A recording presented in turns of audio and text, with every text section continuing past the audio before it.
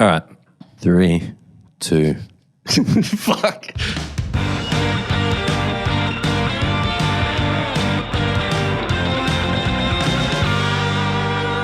All right, episode 4 of the True Love Tattoo Podcast. I'd just like to clear a few things up before we start. In the last few episodes, I've fucked up my plug for Killer Merch. Pretty much, like, consistently fucked up the plug for Killer Merch. This time, Killer Merch has changed their Instagram name from Josh_KillerMerch to KillerMerch_printing. So that one's not on me. Check out KillerMerch_printing on Instagram, killermerch.com.au. That won't take you to the American website that I plugged in the last couple of episodes. That will take you to their actual fucking website. This week, I'm joined by the owner of Sacred Monkey here in Melbourne, Mr. Rob Mopar. Hello. Thanks for coming, man. Thank you. Rob has travelled the world. He's seen the sights. He's won awards for his tattooing. How long have you been tattooing for? That is a good question. That's the one that's hard to answer. Stumped him on question number 1. Yeah, I mean, like, where do you start? You know, I count apprenticeship as tattooing. Yeah, okay. So I kind of did 2 apprenticeships. Okay. And I'd like to start from the second one. Right. Okay. So I'd say around 10 years. 10 years, cool. Yeah. And who'd you apprentice under? Von Barter. Von Barter, who currently works with you at Sacred Monkey. Yes, he does. Yeah. Me and Von have pretty much worked together my whole career. That's crazy. Yeah, there was a small stint where he took time off. Yeah. But other than that, yeah. Wow, he must be pretty, like, influential to you to maintain that sort of, like, working relationship for 10 fucking years. Yeah, not just tattooing. Like, he's a true friend of mine. You know. Yeah. We don't drink beer together on Saturday afternoons and that sort of stuff, but he's just always had my back in my, life, and me his. That's awesome. Yeah, it's quite a beautiful friendship. Oh. Yeah, that's so rad. So in order to travel the world and do conventions and guest spots and to achieve what you have achieved in these 10 years that you've been tattooing, is it safe to say that you're goal oriented? So when I saw that you read that question, my first inclination is no. Right. But the more I've thought about it, I guess yes. Fuck, I don't know, man. I just, like, I definitely had the goal to travel. Yeah. That was definitely 100% what I wanted to do. I sort of was lucky enough to do my apprenticeship at Third Eye Tattoo. Yeah. And they had a lot of people guesting from around the world, and I just finished playing in bands and stuff where I was lucky to do a tour of Europe and just thought, fuck, this is the life, you know. Yeah. Some of these people had no homes. So tattooing kind of like lended itself to that lifestyle where you could just pack up and move, set up, tattoo, keep moving. Yeah. Work in San Francisco for a week and then the next week be somewhere else. I just loved the idea of that. I never actually achieved that goal. My goal was to be homeless and just, work in different places around the world, you know, and not actually have a home base. That's the most backwards fucking goal I've ever heard. I want to achieve homelessness. Yeah, I didn't. And now I own a shop, like that's not going to happen. Yeah, it sort of like anchored you a bit. Yeah. Where have you travelled? So I've been to the States, been to England, Korea, Japan. Am I forgetting something? I think that. China? Didn't you go to China? Oh, yeah, China, Shanghai. Yeah. I did a convention there. That was amazing. It's so crazy. Yeah. What's it like working in a country that doesn't necessarily speak English, like that language barrier, especially where tattooing, it's like communication is kind of key for people to get what they want? So I guess the two for me, like, Korea was definitely something, but I didn't have the language barrier in Korea because my wife is Korean. Right. So she kind of guided me through that stuff, but tattooing is illegal in Korea. Oh. So you feel like a badass doing Yeah. it, you know, like you're an international criminal. Yeah. Like, I guess literally. Yeah. Yeah. That's crazy. So that was a big one for me. I love Korea and I love working in Korea, and the fact that it's illegal. Yeah, It's kind of the people appeal. have to people have to sort you out Yeah. to get tattooed by you. So it kind of lends to a particular type of person who I would tattoo there. You know, that everyone's into the same sort of shit. So you're just tattooing cool people that you get along with. You know. What was it like the first time that you travelled overseas to tattoo? Like, were you sort of nervous of like Fuck not yes. necessarily like knowing people, or like how did you kind of work that first trip out? Because I feel like that would have been the biggest hurdle. The first trip was San Francisco. Yep. And so this was, I think, just the start of Instagram. I contacted a guy by the name of Justin Shaw, who owns Faith Tattoo in Santa Rosa. Yep. Who'd been tattooing for a fucking long time. Awesome dude, awesome tattooer. He just liked a few of my stuff, so I sent him a message and was just like, man, fucking thanks, you know, like I've seen you in books, like, Yeah. you know. And he said, no worries, dude, like I've got a busy shop if you're ever out this way. He threw it out first. You can come guess. Well, I don't know if you threw it out seriously, but just like you thought it was probably just like a nice little gesture. I think he was being nice, but I took it like, Take mate, him I up will on it. see you in fucking June. Yeah. I'm buying tickets right now. And I did, and I went out there, and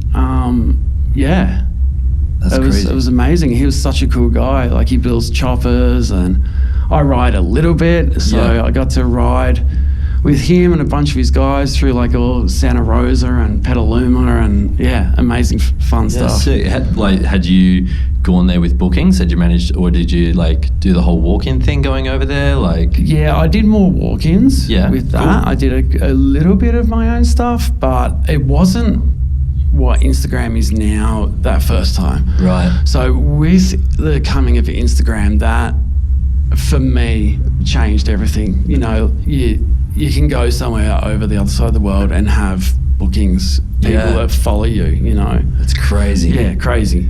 Fuck. What kind of pressure do you think? Do you think you put pressure on yourself, like in order to put yourself out there and do those kinds of things, or does it seem like it just happens and you just go with it? Yeah, I definitely put pressure on myself. Again, I think similar to Pete, I didn't start tattooing until I was 30. What were you doing before? Playing in bands and just working shit jobs. But I got into it, and, you know, Vaughn, who mentored me, is the exact same age as me. You know, he was born 1978 in December, and I'm 1978 February. So a guy who had a 20-year career was teaching me, and I just had this feeling of, you know, being behind the eight ball. Right. So I lost friendships. I just did everything I could to be Just knuckle down, just really devote yourself to it. And devote, Yeah. yeah. That's crazy. Like, starting late, much like Pete did, do you feel like that was also like a blessing in a way? Like your mentality going into things, or taking criticism and all that sort of stuff? Yeah. Like, I couldn't say what I would have been like, because I don't know, but I was a pretty shit dude. I didn't like, you know, people telling me what to do or anything like that. So I probably wouldn't have been a very good apprentice at 20. Yeah. I definitely wasn't. Yeah. But like, now that you own a shop, how long has Sacred Monkey been open? We've been there for 3 years now. 3 years. Mhm. That's so cool. And you're in Kew. Yes. In Melbourne. Yeah. Yep. Yeah. It's kind of like, it's a cool place for a shop, I think. Yeah, it's I guess unexpected. Yeah. Kew's quite a fancy, rich area. Like, we're surrounded by mansions, and you see Bentleys drive by, and you know, You're right near that big car dealership and stuff. the Mercedes. Yeah. And we're this humble little tat shop. Yeah. Yeah. So sick. But actually, like, really easy to get to. Like, it's 5 minutes from everything, 15 minutes from everything. It's really handy. Yeah, I think I remember you telling me like when you were kind of maybe just opened it, and I asked why Q, and you said that you almost like looked at like a map of tattoo shops in Melbourne, and you found the blind spot. You 100%, yeah. Well, and plus like me and Vond had worked in the East for such a long time too, so it made sense to stay on that side as opposed to going west or something like that, and I guess essentially almost starting again. Yeah. Yeah. Fuck. Look, so now that you own a shop, and you've achieved all those things of winning awards at conventions and traveling. Shucks. Yeah. It's blushing. Like, where do you go from here? Like, setting a goal, are all your goals like sort of business oriented?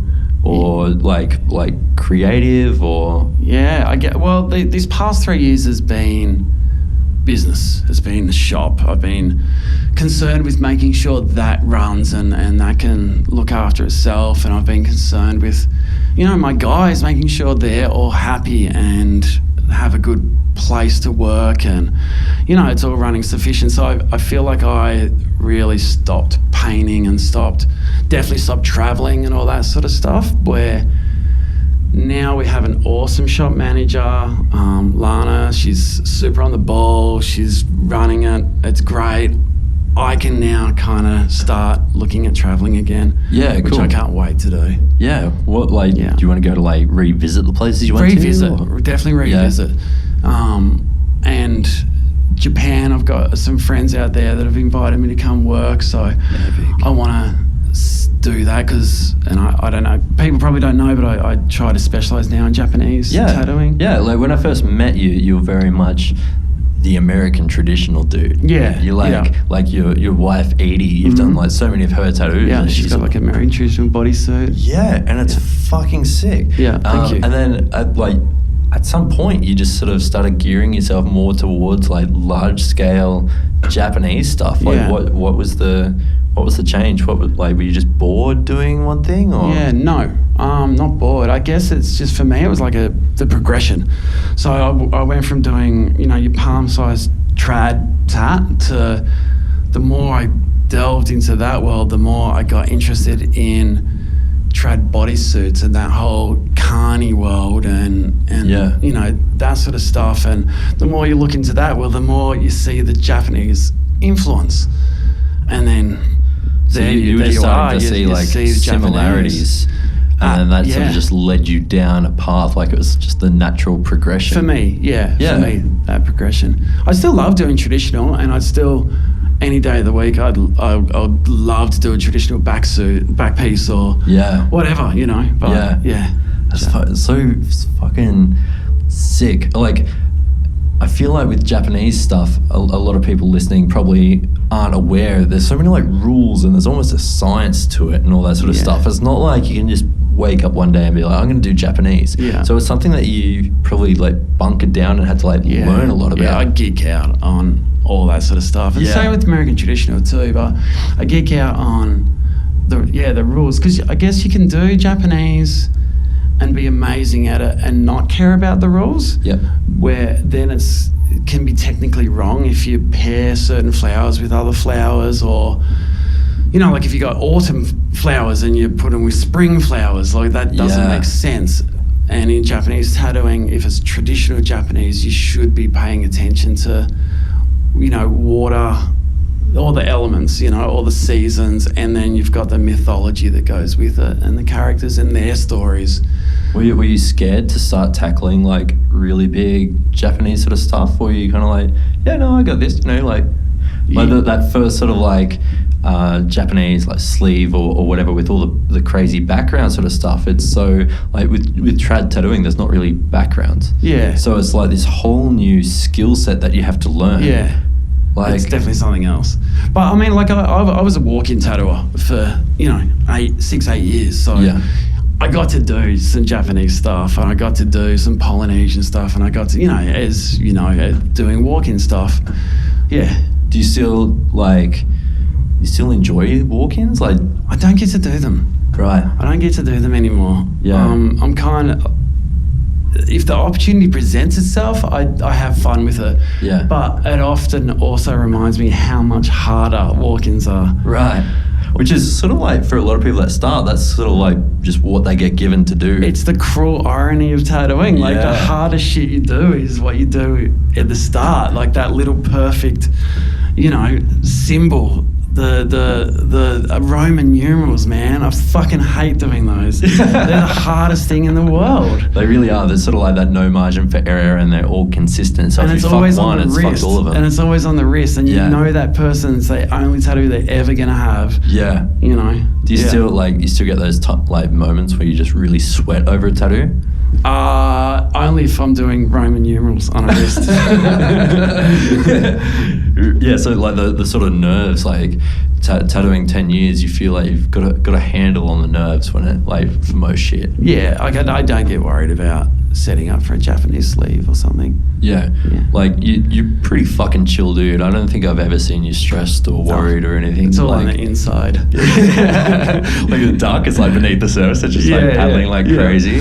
An iceberg. Like, is it like a conscious thing that you like don't wig out like? No, I don't think it's conscious. You've always been like that? Yeah, you just got to roll with the punches. Yeah. Man, I'm not. I feel like I try really hard to not wig out. I feel like I've gotten better at it. Yeah. I used to be like really anxious and stuff. Did you? Yeah. I've definitely seen people start tattooing, start apprenticeships and not complete them because of that, because of the nerves. It can definitely get the better of people. So now you've got an apprentice, Sarah. Yes. At your shop. Yes. Who's amazing. Yes. Sarah's great. I met her at the Rites of Passage. Yeah, very talented, very awesome, humble girl. How has your apprenticeship with Vond shaped the way that you apprentice her? Is she your apprentice, or like a sort of shop apprentice where everyone kind of like pitches in? Everyone definitely pinches in because everyone cares. We're a nice little family, as like lots of shops are. So everyone's had their, and I sort of specifically made her go around and try to learn everyone's thing to a degree. Cool. Like if someone's a Japanese influenced tattooer, then I kind of set her assignments to learn Japanese for X amount of weeks, and then learn a bit of Polynesian for X amount of weeks. Just to get that versatility for absolutely, and that understanding and and appreciation for how much other stuff there are. Yeah. Has Vond ever like said anything to you about the way that you apprentice someone? Has he ever been like, I like the way you did that, or like, why are you doing it that way? Vond is the most supportive dude in my life. So whatever I do, he tends to support me. Yeah, and he definitely, like, I asked him for so much help with Sarah. Yeah, cool. Yeah. So he's sort of, he's always there, just floats in, floats out. He's like the godfather of our shop. He's an absolute machine as well. Yeah, you've got to have him on here.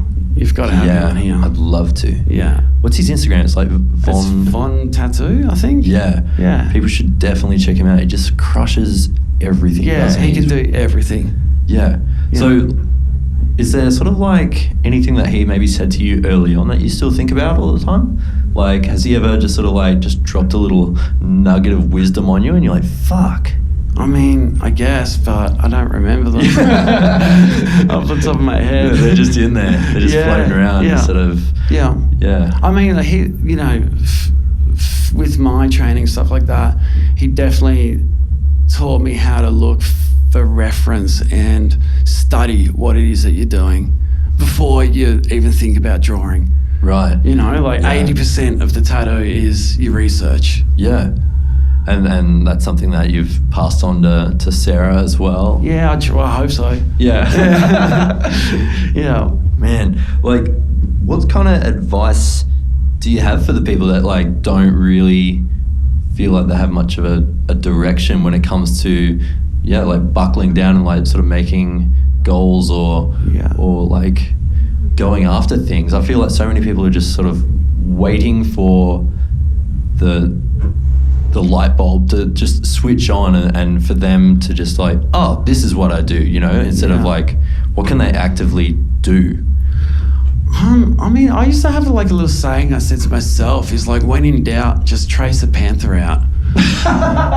like a little rhyme I thought to myself, you know. And it's like, if you get stuck and you don't know what you're doing, or you're looking for that inspiration or whatever, it's like, just fucking trace a panther and paint that.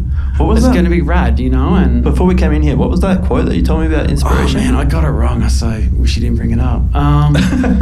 So it's like, amateurs wait for inspiration while professionals just go to work. Right. Yeah. So, yeah, it's sort of, there's definitely those two kinds of people. The people that sit around and wait for inspiration or even just opportunities to sort of fall in their lap. And then there's the other people that sort of... Well, I feel like, you know, now we're all, you know, we're all like, if you're a professional artist, you're a professional tattooer, like, you've just got to go to work, and it doesn't matter if you're feeling it that day, you've got that guy booked in. So you have to have that drawing ready. You have to deliver. You can't wait for inspiration. Yeah. You know, so if you're trying to get into tattooing and you're trying to build a folio, just fucking do it. You know, just work at it. You gotta... It's harder these days. Yeah. Like, there's so many good people. Yeah, it's so much more competitive. Tattooing is full, you know? I think we mentioned on previous episodes, like, walking around with a portfolio and just trying to get an apprenticeship that way, like, it's almost never gonna work. You know, it's kind of like very much right place, right time, but you just need to be prepared anyway. Yeah, plus do the folio. Yeah, plus exactly. walk around with the folio. Yeah, just sort of like work on that shit in your own time and just like get your foot in the door. Yeah. And then once you've got it, you're like, oh, by the way, yeah, and just sort of, you know, I've been working on this in my own time. Work harder, work 20% harder than you think you need to. Yeah. Always. Yeah. Still do that? Like, you still, like... I mean, I try to. Like, I don't have much of a social life. I don't really, you know, do I'm amazed you're here today. Yeah. It took a bit of backwards and forwards to actually get here, didn't it? Yeah. I wanted to do this. I like you. Thanks, man. Yeah. I feel like everyone that I've gotten on here and am getting on here are people that I feel like I benefit from every time I hang out with.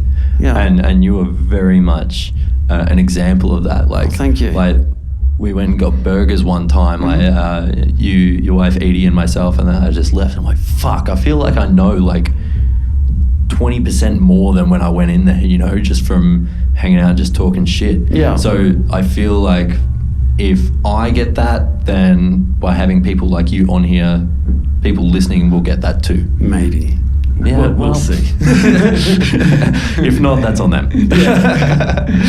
Yeah, but where do you want to take the shop in the future? You know, like. So I guess we just did a tattoo convention. First one as a shop. First one as a shop. We did the Rites of Passage just gone. We're looking to do the next one in Melbourne. I would like us to do some international stuff as a shop. Yeah. I would love that. That'd be epic. For the shop to do more conventions as a unit. Yeah. Yeah, definitely. Like, how... I feel like being a boss... I've never been a boss. But being a boss would be a tricky tightrope to walk, in the sense that you want to be everyone's mate, but at the same time you need to be the boss. Like, how do you find that balance, like, walking that tightrope? It's an interesting tightrope. You know, I guess, like, the word boss, I don't like to have that. Just doesn't sit right with you? No, but, you know, it's you do need to make the hard choices sometimes, and, you know, that's on you. It is my shop and my money at the end of the day that's going to be lost if it turns to shit. You know? But you know, I've got a great crew there, so I never really have to play that boss card so much. Everyone's an adult. Everyone comes to work and wants to work. You know, we don't have anyone making drama, or we're not a party shop. We're not So it's pretty easy. I've got an easy job. Yeah. How many people do you have working there now? You got a few. Yeah, there's 9 of us that are tattooing. Wow. And it's sort of like your shop's split into 3 different rooms? Yeah, unfolds, hey. Yeah. Yeah. Origami. You got the origami shop. Kind of like a TARDIS, someone said. How do you like, when you're working out who's tattooing in what room, was it sort of like a character thing, or was it like a stylistic thing, or was it just there's room there, you're new, you're there? It evolved, yeah, into that. Yeah, it's sort of, I guess everything's quite organic in that, respect. Yeah. Yeah. So we started off with just 3 of us, and it was 4, and and people have come and gone for whatever reasons. Yeah.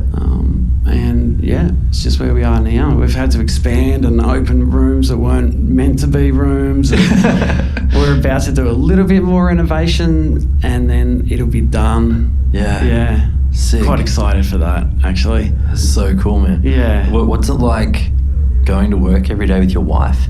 What's it like working in a tattoo shop with your wife? Yeah.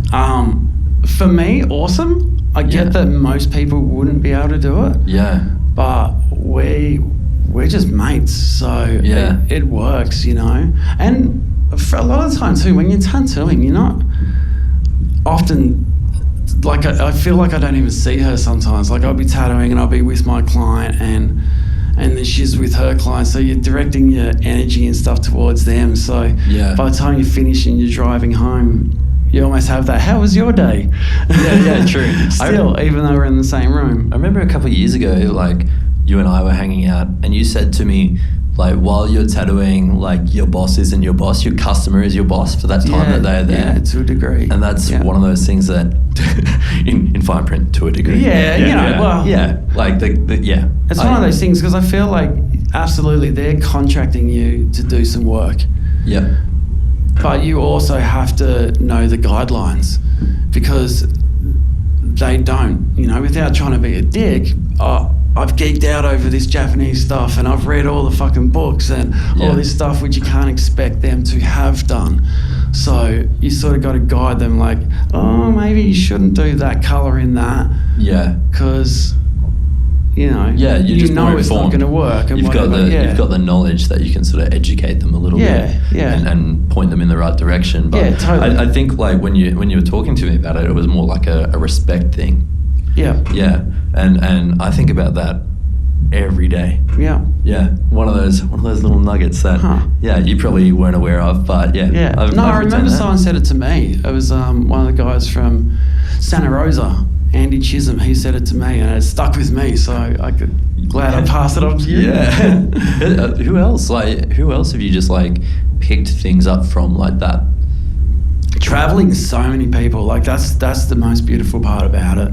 I've been lucky to work with some amazing tattooers, and you pick up little things even if you don't realise it. Yeah, have you ever been given like really terrible advice that you didn't think was terrible advice, and then maybe you went to give it a crack, and then you're like, oh no, that was a terrible idea. I mean, probably. Yeah. Probably that first apprenticeship. I feel like, when you're starting, you're just taking any advice and you're probably just assuming that it's going to be good. Yeah. Because they're giving it to you. Yeah.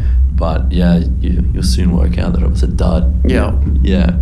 Yeah, at least you know what not to do. Yeah, exactly. Like trial and error. Yeah. Yeah. Is it sort of like, you hadn't owned a business before Sacred Monkey. No. So what's it like being a business owner for the first time and then trying to make those kind of decisions? Yeah, scary. Is it scary because it's not just you, it's other people that you're working for? Yeah. I have an employee now. Yeah. Like I've got to pay someone's taxes, and how do you you want to look after people. You want to make sure everyone's okay and safe, and So it's a responsibility. Yeah. Which I've never had before. Yeah. So that's definitely new. Do you find like starting tattooing later on was maybe a good thing? Like if you went to own a business 10 years ago, I would have fucked it up. Yeah, I would have definitely fucked it up. It would have gone up my nose. Yeah. Talking about a Vicks inhaler right now. Yeah. Just bought so many Vicks inhalers. Yeah, just would have gone wrong, you know. Yeah. So like, people maybe in my position, I've been tattooing 5 years, and I think I'm slowly starting to work stuff out. But they say that. I got told that at the beginning of mine as well. Is that the first 5 years you don't know shit, and after that, you know, you start to sort of figure it out. Yeah, well, like even now, when I think I'm starting to get a handle on things, I talk to people that have been doing it far longer, and I'm starting to realize, fuck, I know nothing. Like not artistically, like I know nothing artistically, like in the grand scheme of things, but just how to carry yourself as a fucking human being, man. You know, like you think that you've got it figured out, and then 5 years in, you're still going to experience shit for the first time that you haven't. 100%. There's like a Japanese saying or a way of life thing, and it's to find the betterment of yourself through the study of a craft. Okay. You know, so if you dedicate your life to your craft, then you will better yourself as a person and understand yourself as a person through the lessons you find in your craft, you know. What lessons in life have you found through tattooing? Lots, so much, like patience, you know, to look at you, to try not to be, you know, arrogant. Yep. Try, so much. Yeah. So much to be more humble, you know, gracious. That's such a cool philosophy. Try to learn those things. Yeah. Yeah. I've never heard that. That's really interesting. I feel like that definitely applies to so many different crafts. I feel like also with different crafts, you're going to learn different life lessons as well. Yeah. Almost makes you want to do all the crafts. Yeah. Well, it's the betterment through one craft, isn't it? Nah. I guess you've just been like a hack if you try to learn everything real quick. You know? Jack of all trades, master of none. Yeah. Man, I guess I'll never learn to cook. Yeah. Who needs cooking when you got Uber Eats? So. Fuck yeah. And a girlfriend that can cook. Yeah. Can I ask you a question with that first 5 years things? Because I see it now with the, you know, Instagram and how quick people become really good. Yeah. Like yourself, you know. How long have you been tattooing? 5 years? 5 years. And I feel like you were amazing 3 years ago. I disagree so hard on that. But it just seems like the understanding of putting a line in and all that sort of stuff. So do you still feel like it's the first 5 years is a struggle? Yeah, totally. Yeah.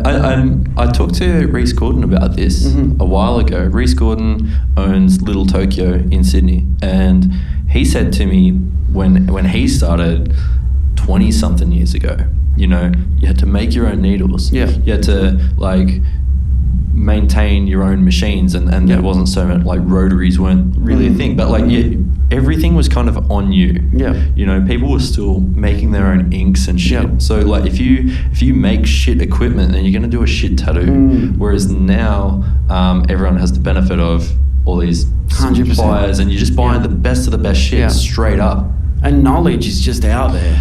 Having social media at your disposal, being able to look at all these things. I remember Von said, you know, he with the best reference wins. Yeah. You know, and it used to be that thing of like, if you had that book with that Burke Rim girl head in it. Would have been so much harder to come across. Well, no one knew where it came from and stuff. They're like, oh shit, MJ's got that. What is that? Wow, it's amazing. But now,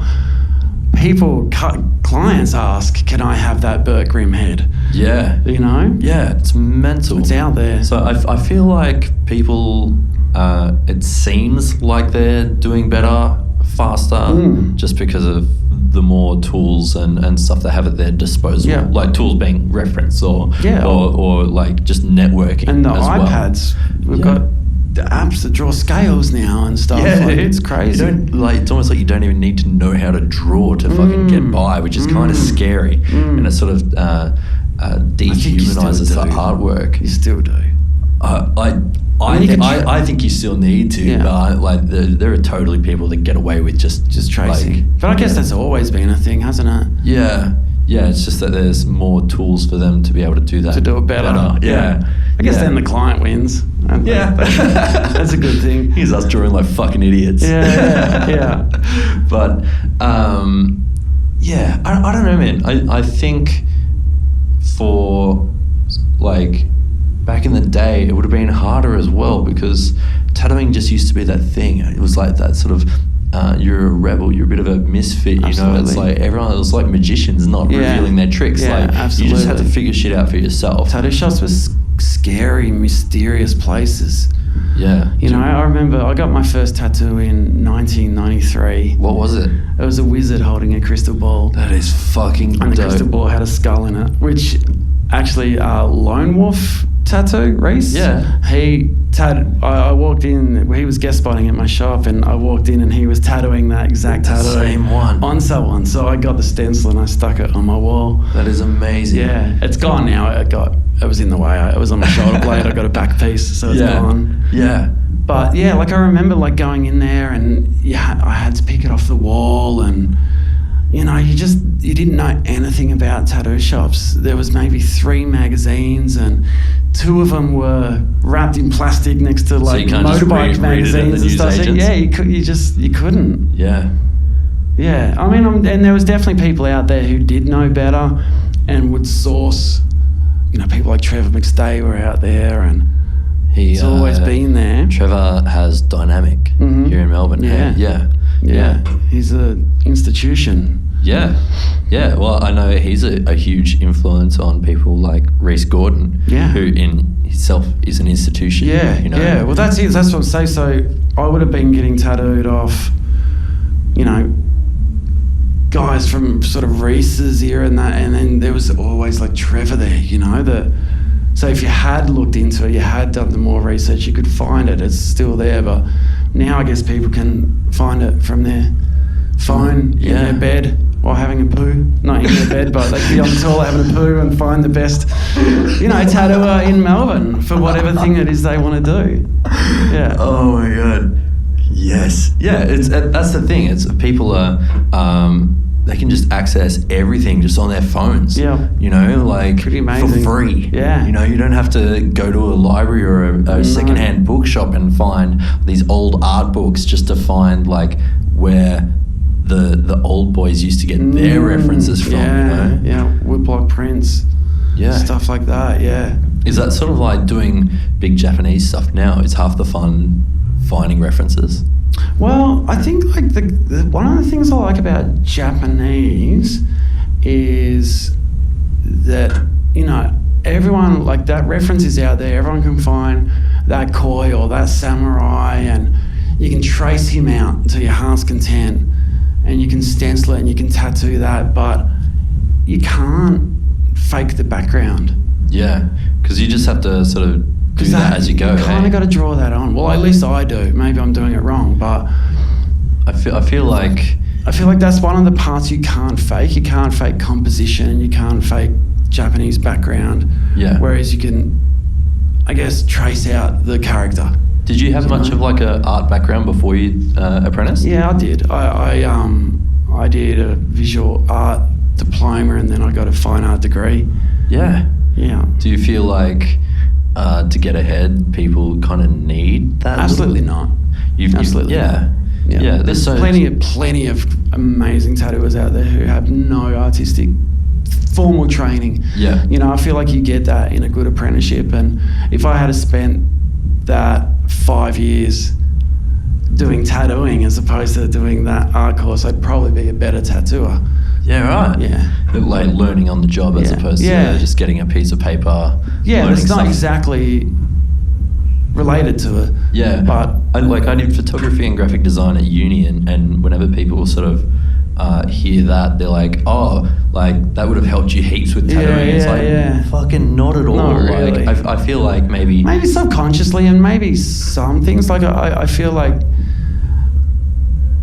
composition, maybe understanding of color. But I feel like I learned But I that could've got stuff that in elsewhere. high school art. Yeah. Like I feel like all those sort of like the fundamentals of art I learned in high school from my teacher when everyone else did. Yeah. But yeah, I don't think like anything from uni was really transferable. Yeah. Well, there's nothing I learned at uni that I couldn't have learned elsewhere. I just happened to learn it at uni. Yeah, exactly. Yeah.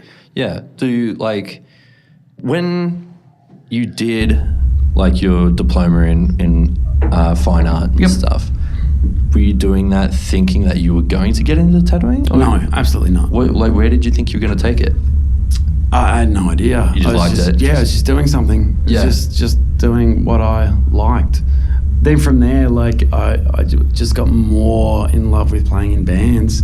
Yeah. And making music. To me, it seemed more real than this fine art world that just seemed quite, to me at the end of the day, pretentious and a bit just shit to me. Yeah, I found that too. I felt like through uni, like through photography, we'd have these sort of like gallery nights, you know, when you go there and there's just all these guys wearing like black t-shirts that don't fit them and everyone's just drinking like cheap wine thinking that they're really fancy. That's why I went for the cheap wine. Yeah. But just never felt comfortable and everyone's just standing around like fucking pontificating about fucking what they think shit represents. Yeah, and it became more about how well you could bullshit than actually technical skills. Whereas tattooing is art almost for the sake of art. I mean, people get sentimental tattoos and all that sort of stuff, but at the end of the day, it's like a trade as opposed to... Yeah, it's like a craft. Yeah. And I think, you know, you show up, you still get to be creative and you throw down something and you have an end result that you can look back on and go, yeah, I'm really fucking happy with that. And doesn't have to represent shit. You don't have to write an essay on it. Yeah. I think that was... Thinking about it now, I haven't really thought about it until like this moment, but I think that's one of the reasons why I enjoy it so much. Yeah.